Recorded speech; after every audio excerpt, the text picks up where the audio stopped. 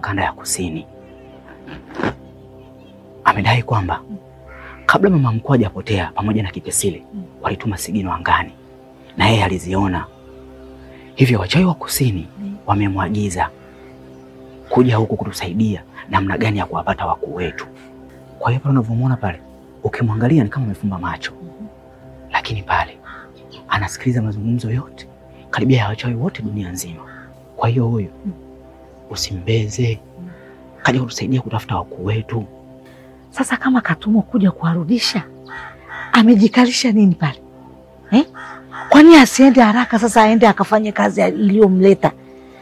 Anakaa tena kufanya nini hapa? Si aende akawarudishe jamani, na mimi nipate mshahara wangu.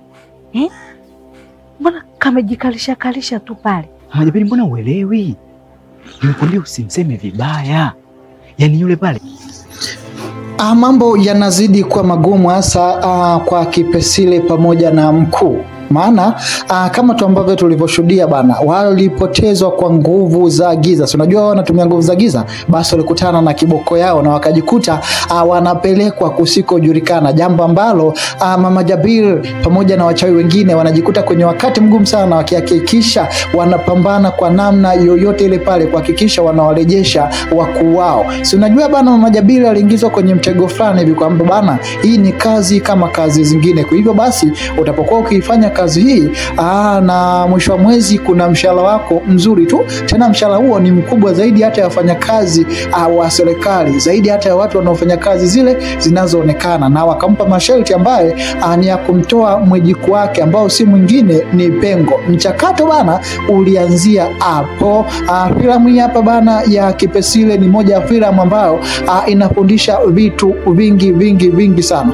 Mama Jabiri anajikuta kwenye kipindi kigumu sana, hasa baada ya kuona kabisa jitihada zinagonga mwamba, na hatimaye mchawi kutoka kanda ya kusini anaagizwa kwa ajili ya kwenda kuhakikisha anawarejesha Kipesile pamoja na mkuu katika himaya yao. Lakini mahala ambapo Kipesile yupo ni mazingira ambayo ni magumu kwa hali ya kawaida kutoka, na tayari lile shati ambalo alikuwa amelivaa kwa mara ya mwisho Kipesile, ambayo inasadikika ndo lina uwezo au lina nguvu, ndo linampa jeuri Kipesile, tayari lipo kwa mzee mwenyewe, mzee ambaye anapambana kuhakikisha kabisa anatowesha imani za kishirikina katika jamii yake.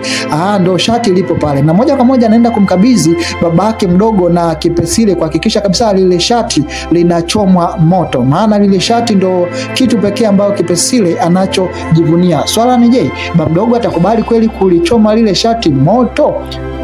Na je, yule mchawi mkuu kutoka kanda ya kusini atafanikishwa kuwarejesha Kipesile? Ili hali tunafahamu kabisa Kipesile pamoja na mkuu wapo kwenye himaya nzito sana ya mzee mwenyewe, ambaye mzee kashindikana. Kama ni gwiji tunaweza tukasema kwamba huyu ni gwiji la magwiji, lakini katoka mshua kutoka huko kanda kusini baada ya kupewa signal na Kipesile pamoja na mkuu kabla hawajatekwa na kupelekwa katika mazingira yasiyofahamika.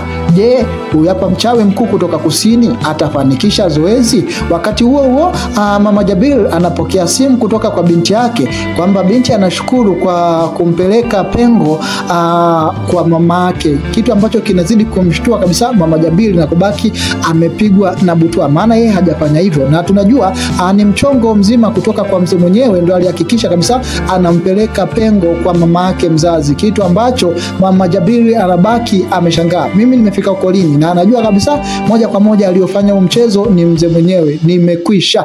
Mama Jabir aliingia kwenye hapa mchezo akijua kabisa kuna mshahara mnono, lakini vitu anavyokutana navyo vinaanza kumwogopesha na kumkatisha tamaa kabisa ya kuendelea mbele. Mambo yanazidi kuwa mazito kwenye series hii hapa ya Kipesile, na kadri muda unavyozidi kwenda mambo yanazidi kuwa mazito pande zote mbili. Tunaona Kipesile pamoja na mkuu mpaka saizi wameshapotezwa na kupelekwa kusikojulikana, jambo ambalo waliobaki wanabaki kuhangaikia ni namna gani ambavyo wanaweza wakawarejesha watu wao katika hali ya kawaida. Ni swala la kusubiri kuona nini ambacho kinaenda kutokea katika series hii hapa ya Kitanzania, ambayo inazidi kufanya vizuri na kukonga mioyo ya watazamaji wengi wa Bongo Movie. Chao.